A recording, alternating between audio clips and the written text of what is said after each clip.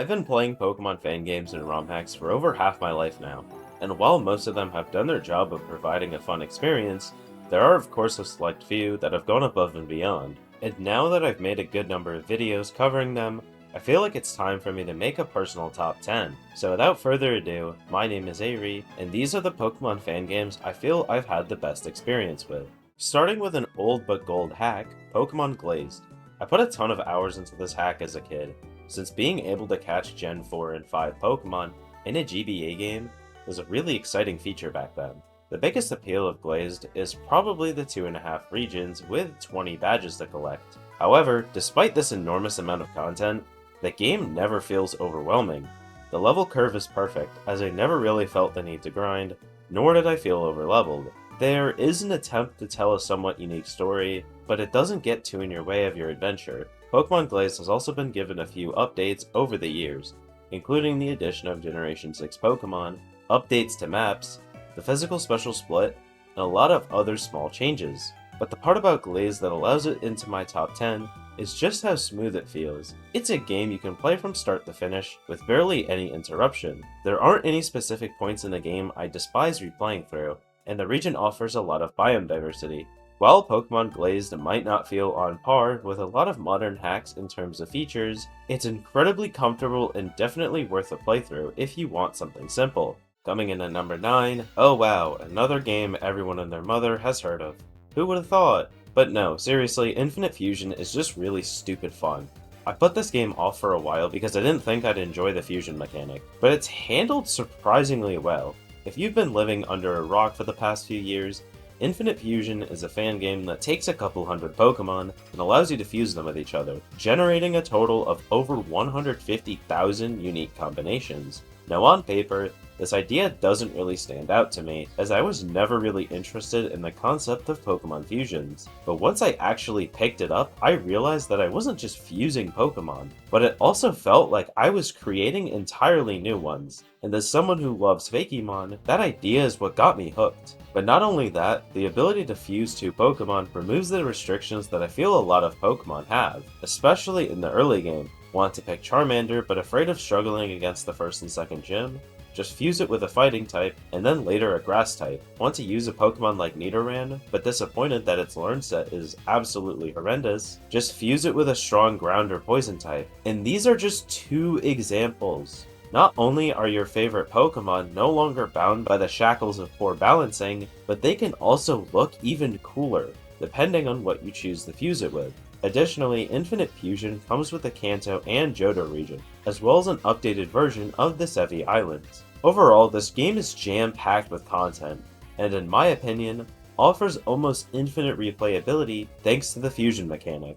At number 8 is a fan game that blew me away graphically. I know Spanish fan games are no stranger to good visuals, but there are times where I'll find myself nitpicking little details, such as art styles failing mashed together, or battle sprites floating midair. However, in Realidea System, I didn't have any of those complaints. Not a single tile, NPC, or even pixel fell out of place. Everything mashed together absolutely perfectly.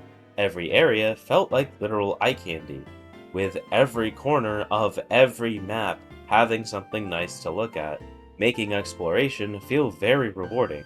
Outside of just the overworld, the battle sprites are animated on beautiful battle backgrounds next to a very fitting battle UI, but what I really like about this game is how much effort goes into the characters. Each important character is given a collection of portrait art, bringing their already unique personalities to life. So despite this game's difficulty feeling kind of boring as someone who's played a ton of Pokemon, the region's incredibly pleasing to look at, and felt very exciting to explore. Anyways, Realidea System is a completed Pokemon fan game, with generations 1 through 7 available. I seriously think it's worth a playthrough. Next up is a quite controversial fan game. One that many people have voiced being edgy, super grindy, and very difficult.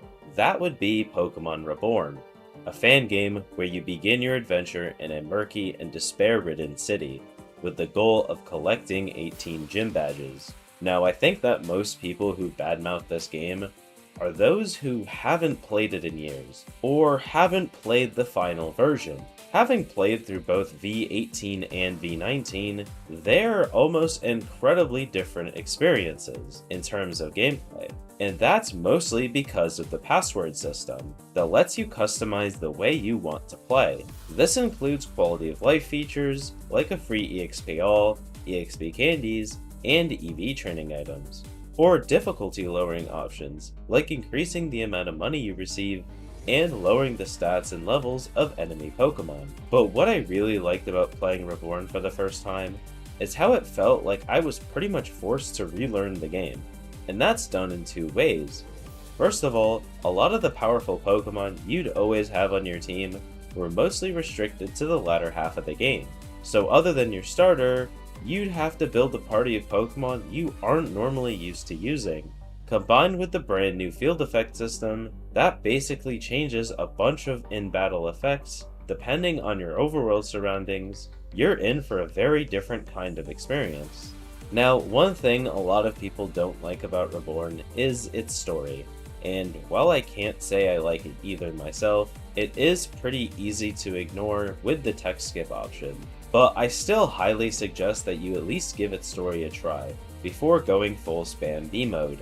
The world, on the other hand, is very fun to explore. While most of the early game takes place in the seemingly lifeless Reborn City, the world on the outside contrasts it very well, with tons of different biomes and towns. But Pokemon Reborn is a completed Pokemon fan game with over 100 hours of content that I highly suggest you check out for yourself. At number 6 is a game that I feel hasn't received nearly as much attention as it should, especially in the English community, and that's Pokemon Armonia, or Harmony, which I believe is the translated name. Now, for some reason, I've played through this game 3 times, which isn't something I usually do for a lot of fan games.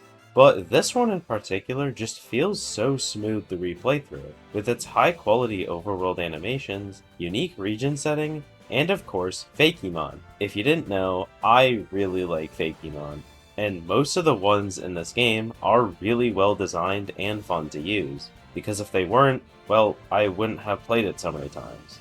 But what I think warranted so many playthroughs is just how well paced the game is. There aren't any slow moments that demotivate you from playing, but the game also doesn't feel like a boss rush. I never really struggled with any fights, but the difficulty doesn't feel brain dead easy either. I don't really have much to say other than the game just being well put together and a fun experience.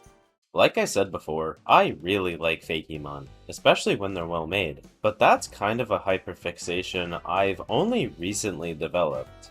One that didn't really exist when Pokemon Flux first became playable, so I kind of just passed the game off as one of those pretty fan games that probably didn't have too much to offer on the gameplay side.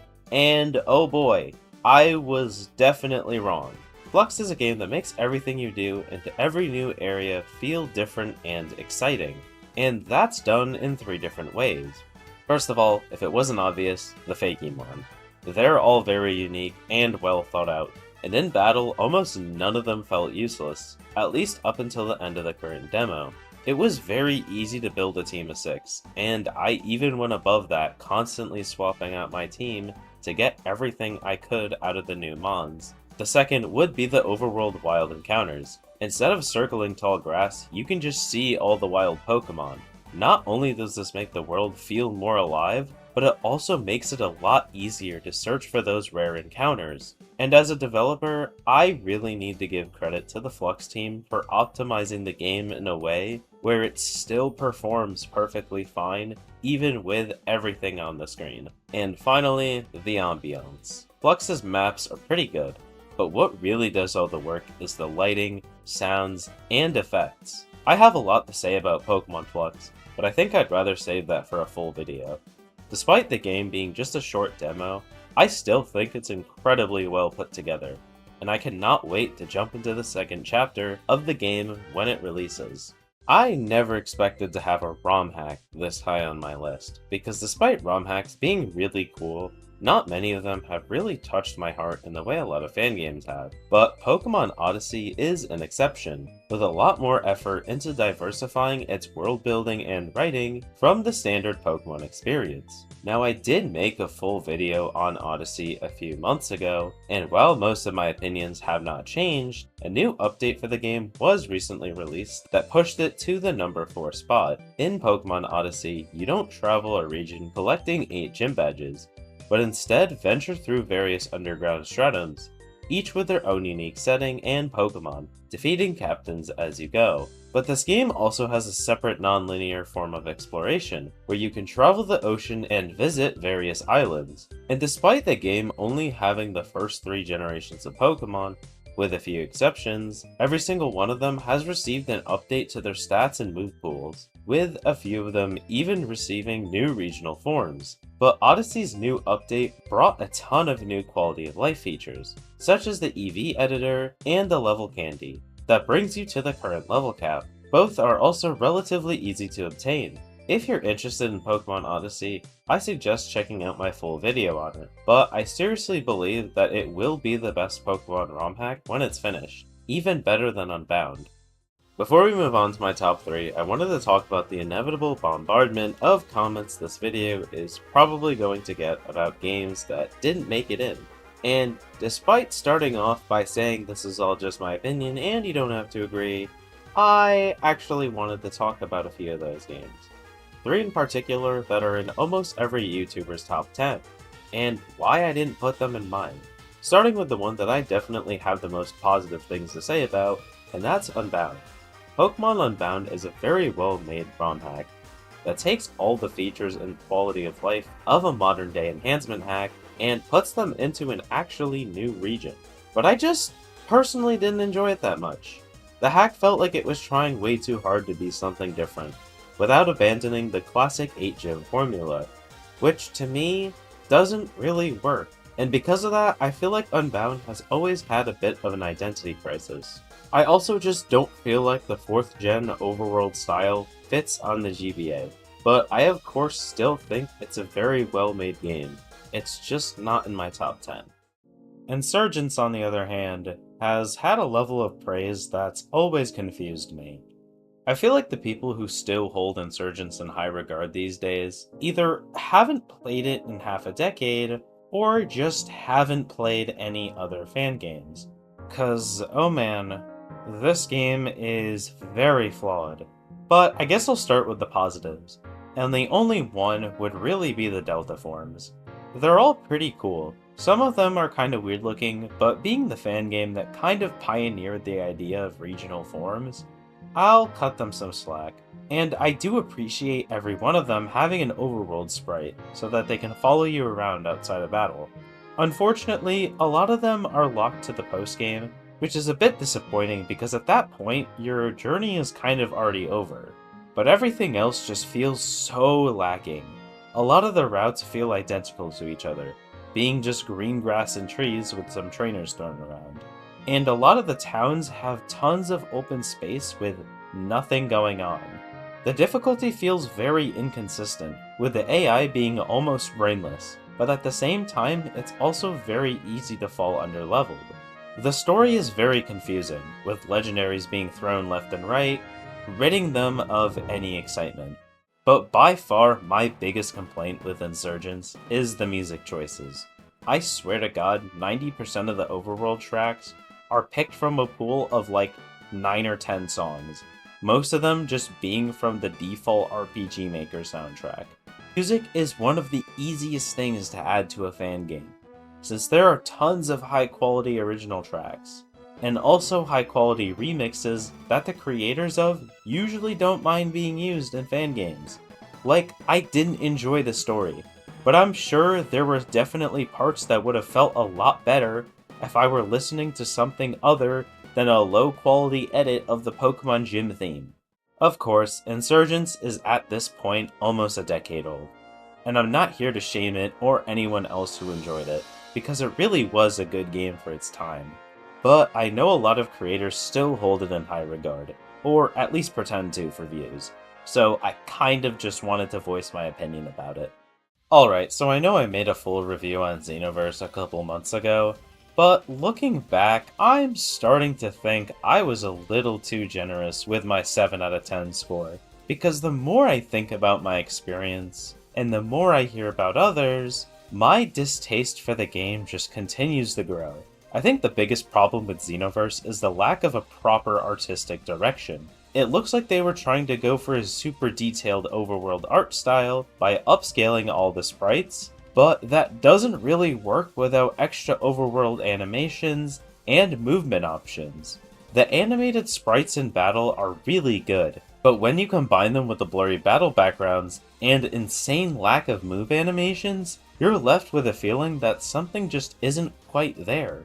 And the writing is very basic. The story itself has some interesting concepts, but it felt written in a way where the writer cared more about it being understandable by players with zero media literacy than writing something actually memorable and enjoyable.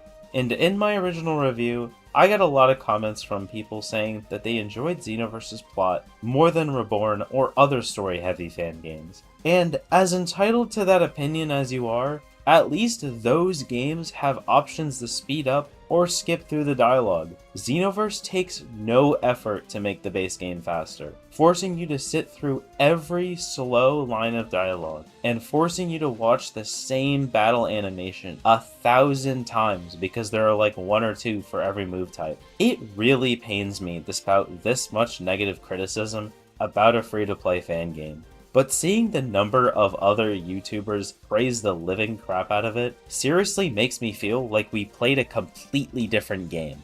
And that's kind of why I feel this criticism is justified.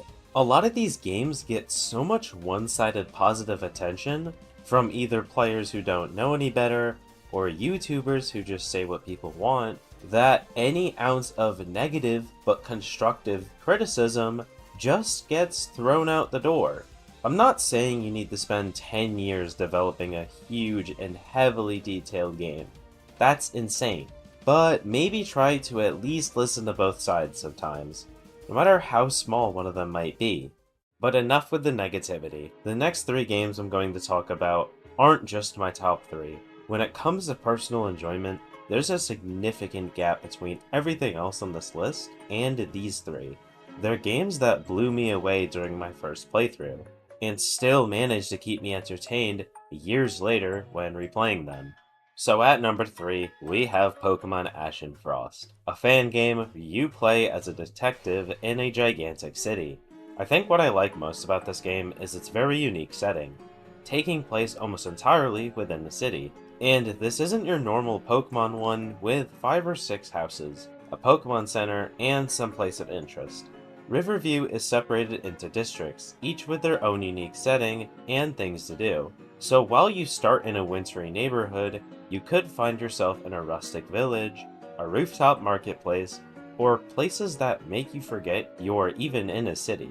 And rather than circling tall grass to find Pokemon to capture, you'll instead find them frolicking about in the overworld in the way you'd expect them to, which is a really nice touch and adds so much more detail to the world. Speaking of the Pokemon, there are a lot of them. Almost every Pokemon is available to capture, and because of the diverse city setting, you'll have a very large variety to pick from, even in the early game. And those Pokemon are incredibly easy to train, with the EV allocator, viable IV raising items, and the moves you hear about from move tutors available right in your Pokegear. Yet, despite all of those features, the game doesn't feel like one of those battle simulator-esque enhancement hacks. Now, while all these features were way more than enough to get me hooked, I didn't think I'd find the story very interesting. From what I first read, it didn't seem like something I'd enjoy or be able to relate to, but I actually liked it quite a bit.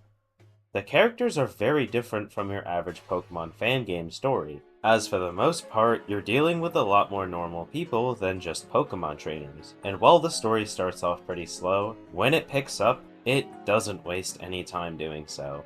It's a very unique story for a Pokemon game, with a good mix of charming events and sinister twists. But if the plot ever starts to feel overwhelming, you could always take a break and do some side quests around the city. It's just such a fun and incredibly well-made game. And thanks to the huge Pokemon and move tutor variety, replaying it every now and then feels like a breath of fresh air. At number 2 is another game that I've already made a full video on. So rather than laying out all my thoughts a second time, I'm going to just get straight to the point why this game sits at my number 2 spot. On the gameplay side, Desolation is very similar to Reborn, where you explore an expansive but also very grim world, catching tons of Pokemon, and fighting bosses powered up by the unique field effect system. It also shares all of the amazing quality of life and password system. But what really separates the two, for me, are the characters. One of my bigger issues with Reborn is just how many characters there are. The game is very long, and I unfortunately don't have the attention span to focus on every single one of them. Desolation, however, has a much smaller cast size, but will likely have a similar story length as Reborn. It was a lot easier to connect with them, and when something bad happened to one, it felt a lot more meaningful. I also found Desolation's world a bit more fun to explore, especially being able to start in an actual nature-heavy area. But there is something else I didn't mention in my original video that I wanted to bring up here, and it does contain spoilers. So you should probably skip to the timestamp on screen if you want to avoid them. Which, if you haven't played the game, I highly suggest doing so. The Dreamscape arc after the 5th gym is probably the most well-written story arc I've ever played through in a Pokemon fan game. I seriously couldn't tell what was real and what wasn't, or who was telling the truth and who was either lying or just ignorant of the situation. And the story doesn't slow down after that. It continues to tell such a compelling narrative that I seriously wasn't able to put down. Pokemon Desolation has one of my favorite stories in gaming, so if you're a fan of good writing, you should seriously play it.